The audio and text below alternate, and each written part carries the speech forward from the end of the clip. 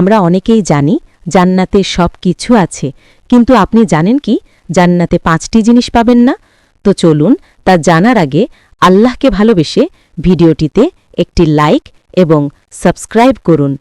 নম্বর 1, জান্নাতে আপনি কখনো মৃত্যু দেখতে পাবেন না, কারণ মহান আল্লাহ রব্বুল আলামিন কিয়ামতের পরে মৃত্যুকে ধ্বংস করে দিবেন।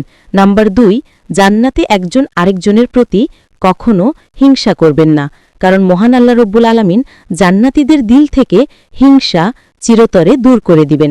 নম্বর 3, জান্নাতে কখনো জান্নাতবাসীদের ঘুম আসবে না, কারণ মহান আল্লাহ রব্বুল আলামিন জান্নাতীদের নিরঘুম করে দিবেন।